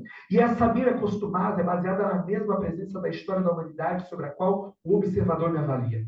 Sou dissecada por tantos olhares, tantas vozes, tantas formas de desprendimento dos outros corpos que sempre me pergunto: onde há espaço para alguém como eu? Com um maiúsculo mesmo, uma travesti, que é grande, ocupa a presença, mas é uma. Eu quero tensionar e viver uma existência social equilibrada, harmônica e de propaganda televisiva, onde tudo deve ser pela convivência sadia e esportiva midiática. A carne exposta na televisão tem gosto bem menos saboroso do que a carne aberta da realidade pública. É pública a verdade de que as pessoas não compreendem a existência de uma travesti. É pública a capacidade de contorcimento interno quando devam dizer ela, dela, essa, aquela travesti. E eu, sinceramente, lembro das vielas filosóficas a que fui andando, sempre acompanhado do meu próprio olhar que me indicava algo curioso sobre o mundo, para além da linguagem, para além da póstuma vontade de existir, pois que antes mesmo de desejar existir, já existia. Pois qual é a verdadeira face desta presença que tanto narram filósofos da antiguidade, que de nossa parte, de mim e dos meus deus íntimos e subjetivos, sempre acabou morta no noticiário, no jornal ou no meme da internet? A primeira palavra de ordem é revolução, com R maiúsculo, um conceito interno. É essa solidão. A vida, enquanto entidade maior e absoluta, parece não ter outra régua senão a de uma imposição de ondas e espumas e profundidades oceânicas a nos engolir a cada semana que passa no calendário da nossa vida. Eu, com 32 anos de vida, quando chegar aos 33, terei completado 10 anos de ser uma travesti. E é nessa orquestra sinfônica, sem instrumentos, nem músicos, sequer maestro, que o palco e a plateia se confundem. E sou eu quem canto, e sou eu quem escuto, e sou eu quem escrevo, e sou eu quem leio, sou eu quem atua, e sou eu quem paga o ingresso para assistir o que eu mesmo ensaiei. Eu ouço a palavra revolução vir de bocas que desejam ardentemente diversos sistemas sociais transformados, mas negam a si próprios as possibilidades de uma revolução partindo de sua própria identidade. De certa, a universalidade do foco deverá ser a consciência de classe. O trabalho é e tem sido, desde os primórdios da geração social, a mais fundamental fonte de tudo que há ao nosso redor. E nossas experiências vão se diluindo ao redor do que chamamos corpo. E vamos buscando nos entender por aquilo que é grafitado ao nosso redor. Ao nosso? Não. Não é bem assim. Pelo menos comigo. Ao negar o nome que me foi dado ao nascimento, algo muito revolucionário se realizou na minha integralidade. Onde ficariam as memórias históricas de eventos que vivenciei, referida por outro nome? Como se comportam aquelas e aqueles que vivenciaram junto à minha referência do que o outro nome me indicava? O que significaria um nome novo para um corpo já registrado desde o nascimento, numa fotografia existencial detida nos porta-retratos da minha família? Solitária presença é essa experiência, mas mesmo a experiência detida em algo que ali está, viva, explícita, registrada, memorada, mas nunca antes eu havia surgido como eu mesmo, apontando de onde eu partia. A solidão, afirmei em um encontro transantropológico, é o útero da humanidade trans. E a solidão é o início de toda a revolução. Se vocês se olhassem no espelho e o corpo de vocês continuasse ali, mas o nome não, como vocês se identificariam? Por ao contrário, se vocês se olhassem no espelho e não tivesse o corpo de vocês, o que existiria? Por certo, todo mundo aqui não tem o mesmo corpo de quando tinha 10, 15, 20, 25 anos. Acertado, factual. 2 fotos de vocês com 15 anos e agora mata essa charada. Então, o que nos resta? São 2 quilômetros a velocidade do sangue, 2 quilômetros por hora a velocidade do sangue nesse momento. Nesse momento, seres vivos fazem a digestão, a E. coli, ajudam no processo digestivo no seu intestino. Nesse momento, o seu cérebro está em tempestade elétrica, eletricidade. Nesse momento. Que corpo é esse? Quem tem poder sobre esse corpo? E por que eu gosto de fazer uma fala que muitas vezes porque muitas vezes se coloca muito mais aberta e ampliada e muitas pessoas têm dificuldade dessa escuta. Eu já encerro. Já fui sinalizada 2 vezes. A professora não teve isso. Viu? Transfobia, a gente veio para a brincadeira.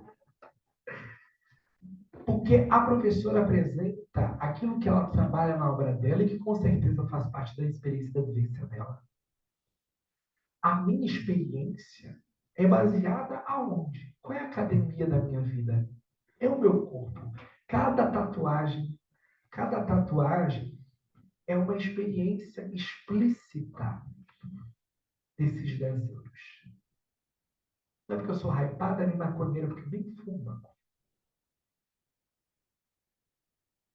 Também é uma forma de proteção. Cada tatuagem é uma forma de proteção. Espiritual, negativo. De, literalmente, proteção visual. A pessoa olha e se afasta. Ou ela fica se questionando o que é isso. Ela pede o poder de decisão, que geralmente é dado. Geralmente brinco, é homem ou é mulher? É menino ou é menina? E aí quando vê um corpo de 1,81 m, todo tatuado, as pessoas dizem, tem identidade. Aí do outro lado as pessoas afirmam, tem identidade. Mas inclusive até quando eu encontro com pessoas de extremada tatuagem, língua bifurcada, pode existir transfobia. Porque o corpo é esse laboratório. A experiência corporal é um laboratório. E aí, quando a gente fala do poder dentro de espaços políticos, dentro de espaços acadêmicos, o poder dentro do espaço familiar, em tudo eu poderia ficar escutando a professora Maria, inclusive eu vou convidá-la depois dessa lição a um café. E vou pedir os textos, os artigos, que é fonte de conhecimento. E esse conhecimento é poder sobre o quê? Como que a gente vai utilizar o conhecimento hoje aqui construído? É conhecimento literal? É experiência. Odeio o Paulo Freire, porque Paulo Freire é a vivência que constrói a percepção de tomada de poder. E não conhecimento literário. Certa vez, um homem do campo disse para o Paulo Freire, professor, o senhor é muito inteligente. O senhor é muito mais inteligente que nós. Que bom que o senhor está aqui para a gente aprender com o senhor. Aí o Paulo Freire pegou um quadro, riscou no meio, colocou o nome dele, colocou o nome do rapaz e disse assim: cada um de nós vai dizer uma coisa que o outro não sabe. Aí o professor disse assim para ele: você sabe qual é a regra gramatical para não sei que lá? Eu não sei, não, professor. Aí, um ponto para mim. Agora você diga algo que eu não sei. Aí, o senhor sabe arar a terra no dia de chuva? Aí o Paulo falou: não, então um pouco por cima. E assim foi. Então, eu não estou numa posição de poder em um sentido direto, explícito, senão numa relação de compartilhamento, de sociabilização de experiência. E é muito engraçado que eu estou falando e vocês estão escutando, certo? Mas a escuta de vocês é muito mais uma escuta do que retumba dentro de vocês o que eu falo. Porque eu não sou responsável pelo que vocês estão experienciando agora. É louco, é doido. Mas é profundamente decisivo entender que essa percepção de como você está nesse momento é responsabilidade sua. E é óbvio, a professora, eu me senti uma reunião de partido aqui, quando começou a falar tudo o que você falou, e quando tu falou da questão de tempo, né? Porque a travesti ela sempre está sozinha, historicamente, ou com outras travestis. E aí eu lembrei dessa semana, para encerrar, que a Prof. levantou ali, eu já encaminho para o encerramento. Me lembrei que em 30 e tantos dias de campanha, ontem foi o primeiro dia que eu pude ir no mercado. E uma amiga essa semana disse assim: Atendo, sei que deve estar difícil. Uma amiga, na verdade é mãe de uma amiga, eu não tenho nem tanta relação com ela. A mãe de uma amiga disse assim: Atena, tu quer que eu vá na tua casa limpar alguma coisa para ti, te ajudar em alguma coisa? Um momento disse: capaz, não precisa. Só que quando eu cheguei em casa, tirei a roupa, deitei, eu nem tomei banho. A minha cama grita cada vez que eu deito sem tomar banho depois de uma campanha. Porque nem ir para o chuveiro eu consigo, de tanto HD emocional. Nem com o chuveiro eu quero lidar. Eu quero lidar com deitar, fechar o olho e acordar outro dia, tomar um banho, me ajeitar e sair para a rua. E óbvio que eu aceitei a proposta dela. O que eu gostaria literalmente aí, na fala, de compartilhar com vocês, é que não está dado. Nada do que eu disse está dado. Nada do destino está dado. E eu gostaria de compartilhar isso com vocês. Nenhuma decisão da experiência de vida de vocês está dada. Socialmente, politicamente, existencialmente, não está dado. Não existe, a natureza não prediz destino. A nossa orientação para essa experiência, sim. E que politicamente, uma travesti na política pode, na política, na academia, ou na academia já me expurgaram, né? Mas como não tem voto, né? Na política não tem que engolir, né, professora? E mesmo assim, a mais próxima disso foi assassinada, que é Marielle Franco. A mais próxima de uma experiência fora do padrão foi assassinada. Erika Hilton anda com segurança. Vocês acham que não? Duda Salabert anda com segurança? Vocês acham que não? E aí, eu fico me perguntando, a que custo a luta social em Porto Alegre em relação à minha liberdade? E aí eu pensei, e eu já tive liberdade como uma travesti em Porto Alegre? Então que a gente use a ausência dessa liberdade em prol de algo muito maior do que simplesmente uma tatuagem na testa.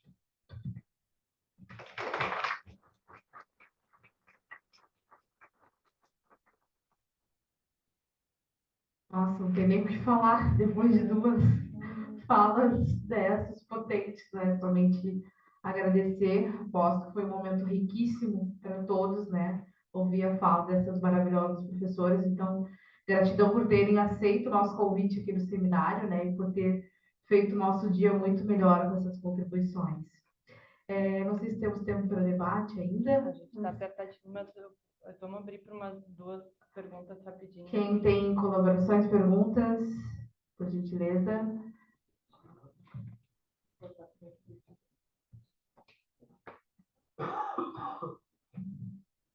Meu nome é Will e obrigado pelas intervenções maravilhosas. Eu tenho uma pergunta para a professora. Qual é a especificidade do Brasil em relação à participação ou à não participação feminina, à ausência feminina, à dificuldade de acesso ao poder político em relação aos outros países da América Latina que ocupam o topo do que a senhora mostrou? E em relação a Atena, talvez uma pergunta ingênua, uma provocação. Você disse que nunca se pensou homens grávidos. E aí eu me pergunto, será que essa afirmação ela não está calcada numa racionalidade eurocentrada, cartesiana, dualista? Quando eu penso, por exemplo, no povo Muxi, do México, que tem diferentes gêneros, em que a diversidade de gêneros está incrustada. Será que essa afirmação não carrega essa filosofia cartesiana, ou ela está calcada numa investigação do conjunto de todas as cosmologias humanas? Enfim. Bom, primeiro eu queria agradecer, obviamente, a fala das duas, muito importante, assim, a Atena sempre abrindo 1 milhão de janelas na minha cabeça com essas falas. Obrigada por isso. Eu vou fazer uma pergunta, assim, acho que as duas podem responder. Eu queria, na verdade, ouvir um pouquinho de vocês, o que vocês vêm pensando sobre essas expressões, assim, de mulheres conservadoras, mais especificamente as mulheres que se intitulam antifeministas na política hoje, na política formal. É isso, então. Desculpa, eu só vou pedir para vocês serem breves, porque a gente tem mais uma atividade. Seria agora. Vamos, Joyce? Em relação, obrigada às perguntas, obrigada, Atena, por ter feito essa fala. Como eu já disse, tem o desenho institucional que pode propiciar, né, mais mulheres a entrar na política. Então, tem isso que diferencia o Brasil em relação a outros países também. Nós temos o caso do Chile, que não tinha cotas, e tinha mais mulheres na política que no Brasil que tinha cotas. Então, não é só o desenho institucional, mas é uma variável que colabora, assim como aquelas outras variáveis não institucionais que eu mencionei. Né? Então, tem que ter a junção, né, da vontade política em reverter essa situação de desvantagem com o desenho institucional e mais outras variáveis. A Argentina não foi à toa que chegou nesse patamar de 42%, né, porque estabeleceu cotas, porque tem um desenho de sistema proporcional de lista fechada, e que a lista fechada passou a ter, não era, mas com alternância de posição. Então, por exemplo, o partido apresenta lá 30 candidatos e vai alternando um homem, uma mulher, um homem, uma mulher. Porque só ter lista fechada, o que poderia acontecer? Os caciques mandam no partido, vão botar lá as 10 últimas mulheres na lista de 30 como candidata. Nenhum partido elege 30 vagas, as mulheres não vão entrar. Então, tem a vontade política de querer realmente reverter e aí faz a alternância de posição. Mesmo assim, a Argentina tem um caso peculiar, quando se fala, né, tem lista fechada, é o melhor para as mulheres. Eles tiveram que fazer alternância e o primeiro nome da lista não é obrigado a estar na interpretação da alternância. Então, a primeira sempre é homem. As cabeças das listas sempre são homens. A segunda, é a partir dali que vai começar a ter alternância. Aí bota homem de novo. E aí a terceira posição é que aparece a mulher na alternância. Aí na quarta é o homem, quinta é a mulher, e aí vai. Então é do segundo adiante. Então, se um partido eleger 2 vagas, vão 2 homens. Porque a mulher só está aparecendo na terceira posição. Então, vocês vejam que mesmo tendo cotas, mesmo tendo lista fechada que favorece a eleição, né, de mulheres, mesmo tendo a garantia de alternância, ainda assim tem um jeitinho da gente dar uma manobrada nisso aí. Então, um conjunto de variáveis que tu tem que adotar para efetivamente querer mudar esse quadro de desvantagem das mulheres. E leva tempo. Né? E nós temos no Brasil a sinalização de que os homens não querem partilhar esse espaço de poder com as mulheres. Que fizeram as cotas lá, 20%, 25%, 30%, mas não era obrigatório. Depois passou a ser obrigatório. Aí vamos para o fundão, cria-se o fundo partidário. 30% desse fundo partidário, que é um tendão de Aquiles para as mulheres ter dinheiro para fazer campanha.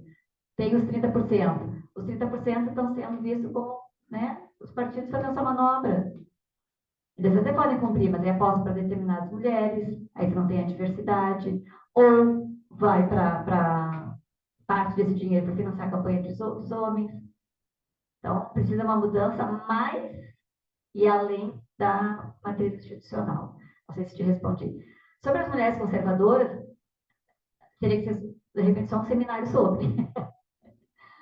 Mas, assim, nós sempre tivemos, não dá para essencializar as mulheres, nós sempre tivemos mulheres conservadoras se manifestando. Tanto no golpe de 64, a gente teve lá a marcha pela família, por Deus, por não sei quem mais, e tinha as mulheres lá na linha de frente. Então, mulheres conservadoras sempre existiu. E elas estão agora num período em que, conjunturalmente, a correlação de forças está favorecendo dar eco e voz a essas mulheres. E elas estão se colocando.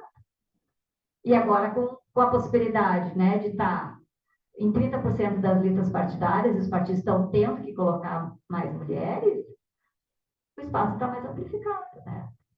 Então, mas, digamos, bem basicamente te respondendo, assim. Sobre. Como é que é o nome? Desculpa. William. Sobre a questão de homens grávidos, é bem isso. Homens grávidos. Homens na experiência de homem. Do mais alto escalão de referência de poder. Né? Quando eu falo, por exemplo, travesti, eu não estou falando de diversidade. Não existe travesti em outro país. A palavra travesti, ela define uma experiência especificamente brasileira. Existe muxis no México, Kawajasira no Paquistão, Hijras na Índia. São parecidas, podem possuir características socialmente vinculadas a, por exemplo, todas elas acabam sempre, prioritariamente, vou falar, todas têm essa compulsão dada socialmente ao trabalho sexual. Todas. Muxis, Kawajasira, talvez as muxis um pouco menos, porque elas são vinculadas a um aceite social de papel interno familiar. Mas as Kawajasira no Paquistão e as Hijras acabam compulsivamente indo para o trabalho sexual. E é muito interessante porque as Hijras, elas eram colocadas e consideradas como, dentro dos textos védicos, entidades lá, simbolicamente divinas, religiosamente, uma coisa de uma divindade vinculada àquele corpo. Que aí tu pode falar, se era um corpo trans, eu não assumo isso, por exemplo. Eu não assumo que era um corpo trans. Porque isso é universalizar de novo um rolê que não é o nosso rolê. As Hijras, aí eu vou aprender um pouco de índio, vou aprender um pouco da língua de lá, vou estudar a experiência de lá e vou começar a afirmar aquela experiência. Mas para eu afirmar alguma coisa, cara, se eu não for para lá, e mesmo se eu for para lá, também já não vai ser a mesma coisa, porque eu não sou de lá, eu sou daqui. Então, quando eu falo, por exemplo, em homens grávidos, eu quero dizer exatamente o teu pai, o teu avô, o teu tio. Esses homens, é aqui, Brasil. Nunca no Brasil se pensou homens grávidos, por exemplo.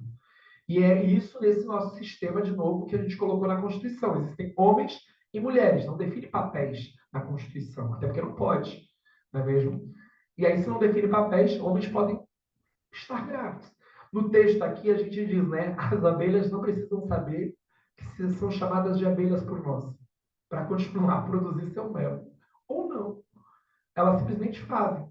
Nós, travestis, não precisamos ser reconhecidas para continuar a viver a nossa vida de travesti. A gente continua vivendo. A grande questão é que a gente percebeu que existe uma experiência genocida. Quando em 2016 falaram da questão da aposentadoria, da reforma trabalhista, uma pessoa veio para mim e disse assim, Atena, e naquela época eu não era vinculada com política, envolvida Atena, temos que lutar, pedir para mim, vocês, esses gêneros que se aposentam, me diz uma travesti que se aposentou. Me diz uma pessoa trans que se aposentou. Isso é problema de vocês. Não tem gente nossa lá no parlamento, é problema de vocês. Enquanto a gente tem que estar fazendo o mínimo, para ter comida. Enquanto eu estou falando com vocês, eu estou pensando em pelo menos 3 travestis que ficam na Cidade Baixa e ficam pedindo comida, estão na rua por N motivos, e eu ainda não sei como resolver. Não resolver o caso em si, mas resolver a aplicação do poder político que se aproxima das minhas mãos. De ter acesso a coisas que elas não têm acesso. E o único acesso delas terem é o quê? É uma outra travesti fazendo por fora para tentar. Mas para isso lida com saúde mental, lida com uma série de outros elementos. Inclusive comigo, a minha saúde mental é muito importante. Então, quando eu falo homens grávidos, é prioritariamente essa definição. Se é europeia, se é isso, se é aquilo, essas são definições que não me cabem aqui. Cabe a mim dizer, eu estou falando deste homem que eu estou aqui. Presumo que você seja homem, saca? É essa relação direta, né? Presumo que você seja homem.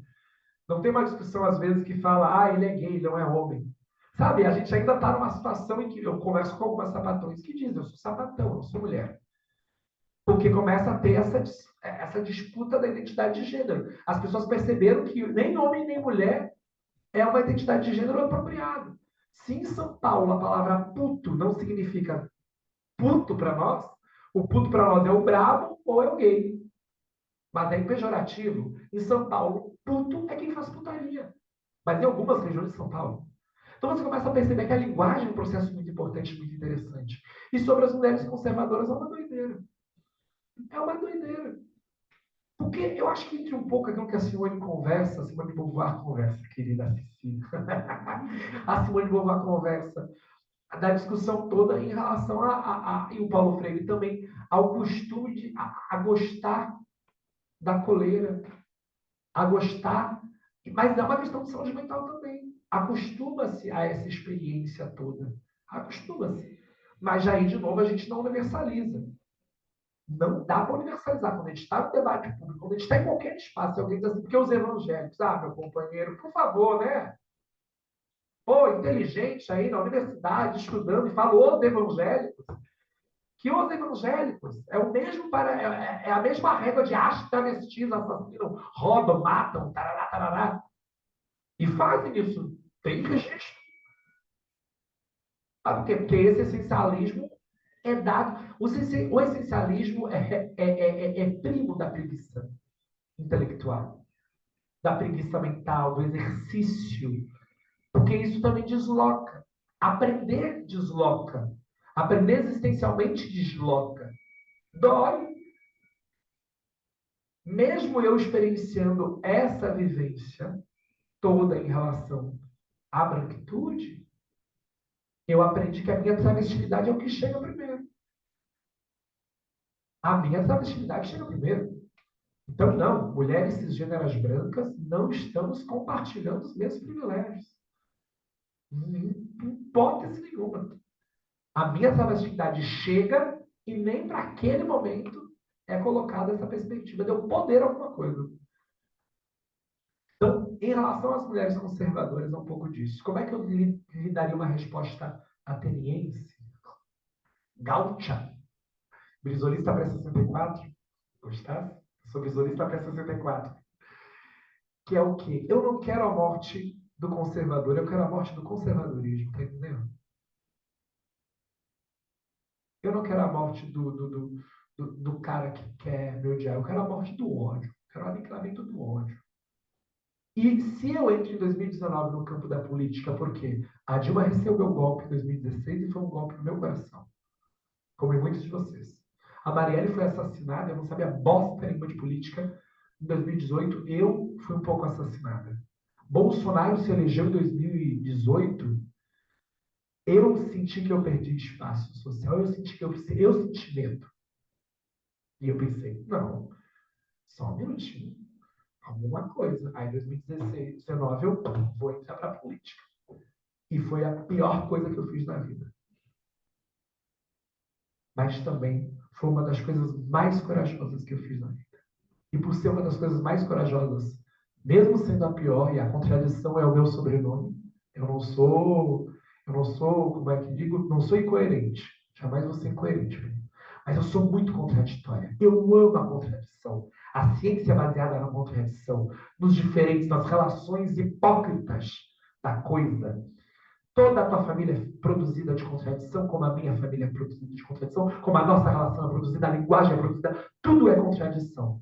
Eles já compreenderam isso e usam isso muito bem. Nós continuamos um puritanismo bonito de bailar entre as flores da primavera. Chegou a primavera, vamos dar as mãos e eleger Maria do Rosário. Como se fosse fácil. Sem fazer a coisa acontecer. Sem tornar os conservadores possíveis eleitores de uma esquerda aqui em Porto Alegre. É difícil. Mas tem que aceitar a contradição. Para aceitar a contradição do mundo, William, o que a gente tem que fazer? Aceitar as próprias contradições.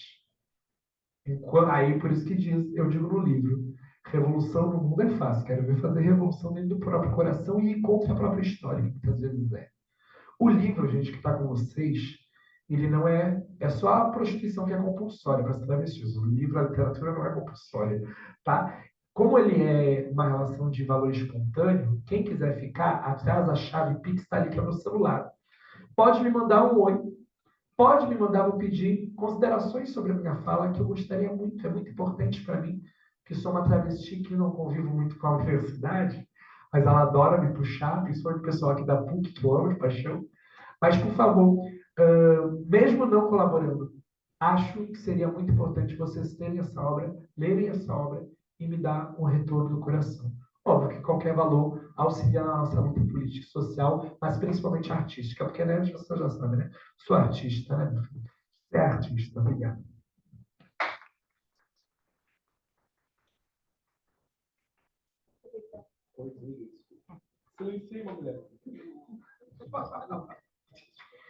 Só fazendo um convite aqui, eu coordeno o NIEM, que é o Núcleo Interdisciplinar de Estudos sobre Mulher e Gênero, que está comemorando 40 anos esse ano, e a gente teve uma extensa programação que está se encerrando agora em setembro, e a gente tem, setembro, outubro, a gente tem, a semana que vem, fizemos um ciclo de debate, um ciclo de cinema, um ciclo de leitura. O ciclo de debate se encerra a semana que vem. Violência política de gênero é o tema, está acontecendo no Centro Cultural aqui da URGS, das 18 às 20 horas. E o ciclo de leitura ainda tem 2 datas, também no mesmo Centro Cultural, no mesmo horário, só que é segundas-feiras. Um penúltimo no dia 30 do 9, e o outro que encerra dia 7 do 10, e aí a gente encerra esse ciclo, mas convido a olhar o site do NIEM, lá tem a programação. Obrigada.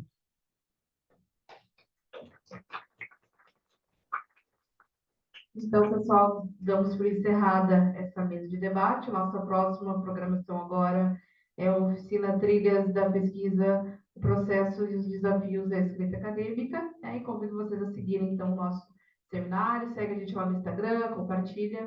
Muito obrigada pela atenção.